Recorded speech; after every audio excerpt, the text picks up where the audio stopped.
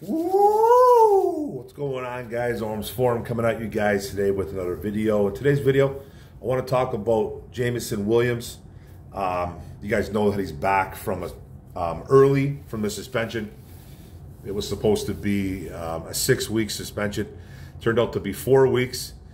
He will be back for week 5, and will be eligible to play against the Carolina Panthers at week 5 at home versus the Panthers. So at Ford Field, making his debut for the 2023 season.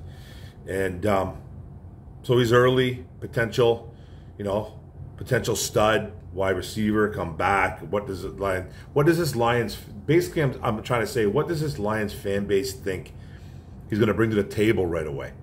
Now, stats, 6'2", 189 pounds. NFL stats, only evolved in 6 games. 1 catch, 41 yards and a touchdown. 1 rush for 40 yards. We saw the smallest of small windows where we saw that he had that electricity, that explosion. And just not enough. He had like 9 targets, 2 drops. Just, a year where he probably shouldn't have played as a rookie, coming off that major injury. And just was never really a part of that offense. Now, we all know what his stats were in college: OSU, Alabama. Yeah, he's involved in 34 games, 94 catches, 1,838 yards, 19.6 yards per reception, 18 touchdowns, 3 rush, 23 yards. Even had 2 kick returns for touchdowns as well at Alabama. He had that huge year at Alabama, 79 catches, 1,572 yards, 19.9 yards per reception, and 15 touchdowns his last year at Alabama. Now, he was at OSU, and then we've talked about this many times. He was behind guys like Garrett Wilson, who's a stud for the New York Jets, and Chris Olave, who's a stud for the New Orleans Saints. So, drafted in the 1st round, 12th overall, 2022. Brad Holmes took a shot, went up and got him. 2022 was pretty much a wash. Okay, it was a wash. Now, there's a lot of people in this fan base that think he's a bust. There's a lot of, well, I wouldn't say a lot, but there's some media experts that probably think he's a bust as well too. But Holmes gets dragged for this pick. He really does. He gets dragged for this pick, and I wouldn't say rightfully so, but so far it hasn't been good. It hasn't looked good. Wash 2022, suspension in 2023. He's already missed 4 games. Now, new policy in the NFL for this gambling issue. They knocked 2 games off. So he's able to come back for week 5. He was set to come back for week 7 or 8, whatever it was. I think it was against I want to say the Raiders on Monday night. I think that's when he was supposed to come back. But don't quote me on that. So, but anyways, he's coming back early. So, this fan base, there's people out there that think this guy is just a waste of time. And there's some people in this fan base that still think he's going to be a really good weapon for us. Me, myself, I've been a Jamo supporter since day 1. I knew it was a risk taking the pick. And, it kind of happens. That stuff does happen in the NFL. And I just want to, have a discussion. Well, I'm not really discussing with anybody, but I want to just kind of like let people know what's probably going to happen when he comes back. Now, some interesting quotes from Dan Campbell about this. This is what MCDC said about Jamo, and this is word for word quote. I'm not worried about him working. He will. It's just about polishing all the little things. We also know it. If he does play, he can't play 60 plays. That's not smart. We can't do that to him. So more than likely he's going to play. He's going to be on a snap count. Now, he's practicing this week. He's healthy from that, because he did get another injury during training camp preseason, the hamstring. And Dan Campbell came out and said that they were gonna use the hell out of him during preseason. It never happened because he ended up getting hurt. So, and now they're trying to be cautious. Don't expect much. He's going to be on a snap count, saying the things he's supposed to say. He also said, and this is the most interesting quote, I think, of the whole thing. Actually, I'll say the one before that. Actually, it's afterwards. Well, I'll say them both. I'm going to anyway. So This was really interesting, these two quotes right here. For me, it's dependability. That's it. Reliability, dependability, go get lined up, know where you're supposed to be. We're going to get the right route depth out of you, and we can count on you being where you're supposed to be, when you're supposed to be there. And that's it. That one right there almost, to me, sounds like, you know, and I don't want to like look into things too much, but hey, sometimes I do that. It almost seems, I don't want to say a threat, but a little bit of a message.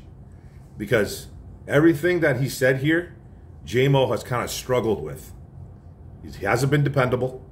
He hasn't been reliable. And we've heard the reports from training camp from guys like John Macaron, Jeff Risdon, Jeremy Reisman, all those guys that follow the Detroit Lions, all the beat writers, that he's not where he's supposed to be. He's lining up in the wrong spot. Dependability, dropping footballs. You know, being where you're supposed to be and where you're supposed to and when you're supposed to be there. That's a big time quote right there. That's almost like that's a message. That's pretty much a message from Dan Campbell saying, we're not going to put up with it if you're not reliable, dependable, and you're not doing the things we ask you to do.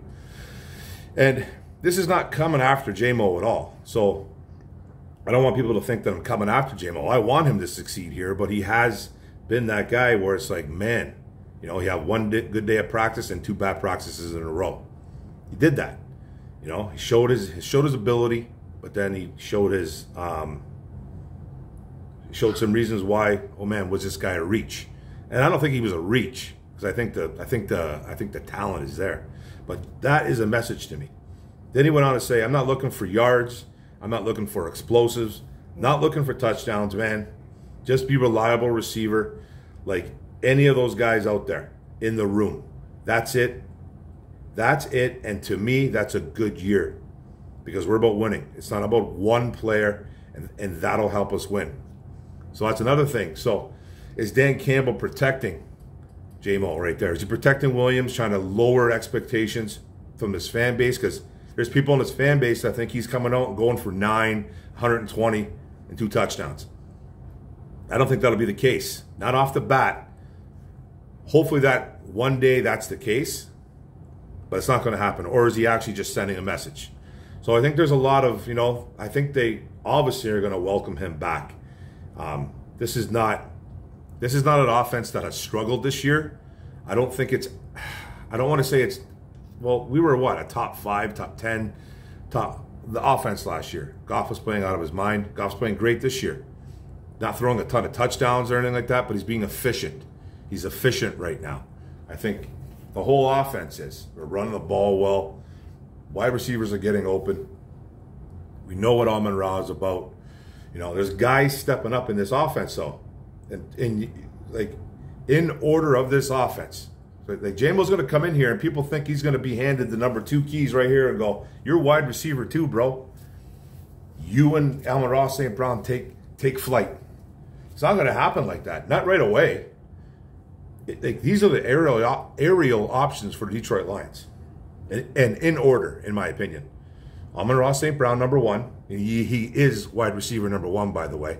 People disrespect him, and I can't stand it.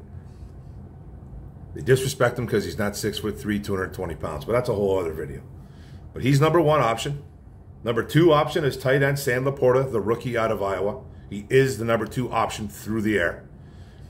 Then it's Josh Reynolds, who's having a very good year. Go look at his numbers, having a very good year. Kind of got blanked out versus Atlanta, but I think he was playing hurt. He had that groin thing going on and didn't have any targets. I think he was pretty much being used as a decoy that game. And then number 4, you still got Khalif Raymond in the mix. Now, Khalif's not having a fantastic year, but he's making big splash plays. He's making some big splash plays. You see it on the end around. You see it on the, what's it called? Little flea flicker. Khalif going down the seam, touchdown. We've already seen that. So there's things going on in this offense where a Jamo's going to come in and he's not going to be the guy right away. He's not coming in to be number 1, number 2, number 3, number 4. And you can't even forget about this running game.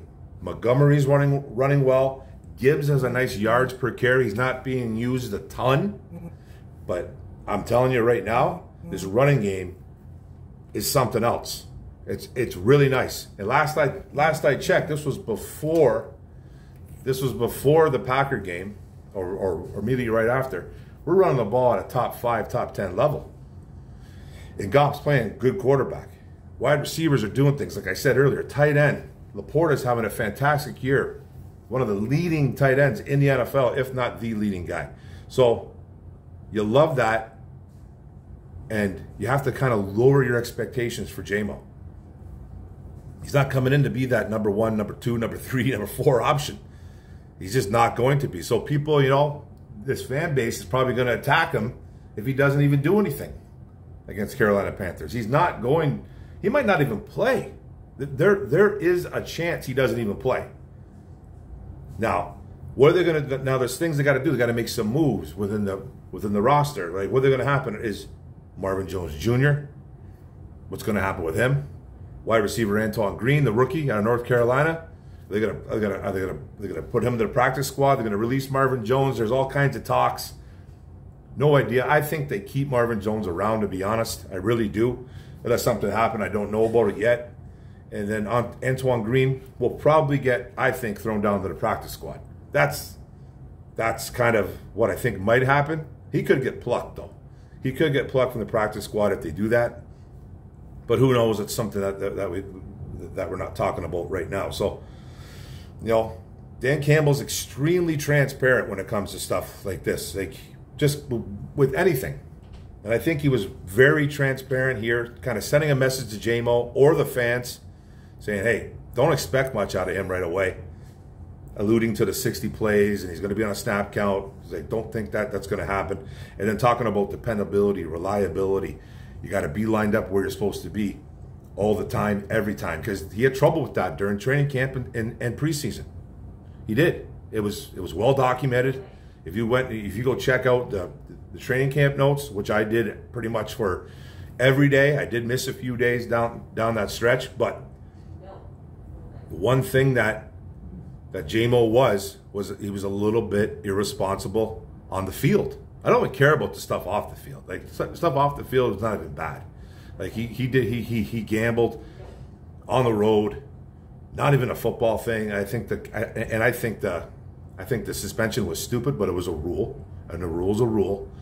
I don't care about the fireworks. I don't care about him going to, you know, a rough neighborhood in Detroit, handing out money to kids selling water. I don't care if he goes to another rough neighborhood in Detroit, you know, buying dinners like for people out of Coney Island. I don't care about that stuff. He's actually a good guy. No one talks about the really good things that what Jamo does. He runs a football camp for use. He does all kinds of good things in the community. He gives back. You know, he's just kind of a shy kid. You know, he's just one of those kids. That's what he is, man. He grew up rough. It seems like I don't really know his background too much, but he gives back, and that's what you love about him. But now you want to see the product on the field. You want to see that, and I think year one was a wash. It was crazy. Probably shouldn't have happened. He probably shouldn't have even dressed year one. We all wanted to see it, though. I was excited to see him. I thought he was going to be a little bit better than that. You know, him and Goff don't have that chemistry, and then it kind of continued. So now he's coming into an offense, you know, and he hasn't been practicing. You know, he had all that time in preseason and then training camp, and then ended up getting hurt. But now he's behind a bunch of guys. He's like the 5th or 6th option in this offense right now, walking in, if he even plays. He's literally Marvin Jones. That's what he is right now. And I'm not saying Marvin Jones is better than him at the moment, but that's what he is. He's Marvin Jones coming in, and he's going to have to work his way into this. And what Jamo is going to bring, what he's going to bring is speed, and speed kills. He's going to open up things. Now he's just got to get on a field. So it's going to be interesting to see what Ben Johnson and Dan Campbell have in store for defenses this year, especially this Carolina game. I'm going to be at this game, so I'm kind of excited. I want to see if how many snaps he gets. And it should be pretty cool. It should be pretty cool, and it's going to do nothing but help out the situation. I think this is going to help out. Does it automatically make our offense number one? No, it doesn't, because Jamo hasn't really done anything in the NFL. He has to work to that. So, but I'm very excited about it. I'm lowering my expectations though for him. I'm almost thinking that he doesn't even play on Sunday. I think there's a possibility he might not play. They might wait a week. They might wait a week, you know, get him more acclimated to the offense again, you know, for the third time, it seems like. Get some snaps in, get some reps in with Goff, because he's missed all that in the last like month and a half, whatever it's been since he hasn't been able to practice. So, but he's back. He's back. I wasn't even going to make a video on this, but you know, I saw some things on social media, and I just was kind of wondering what people thought through the fan base on what they thought Jamo was going to bring to the table right away. So I'm just saying, lower the expectations. That's what your boy's doing. And that's it, man. But it's great to have him back. It's great to have him back because I think he can be a plus for this offense. It's just going to add to it. You know what I mean? I think he's a better version than Marvin Jones. He has to be. He really has to be. And I think he's better than Antoine Green. That just, we have to really kind of think about that. I just think that he needs to work his way up that depth chart now. And that's it, guys. Thanks a lot for the video. Thanks for coming in and listening. Don't forget to hit the subscribe button at the bottom right. Don't forget to hit the notification bell up top. Don't forget to like, comment, share this out. What do you guys think, man? Jamo back? Is he going off against Carolina? Or is he easing his way back in? Go Lions. One pride. Woo! Let's go, baby.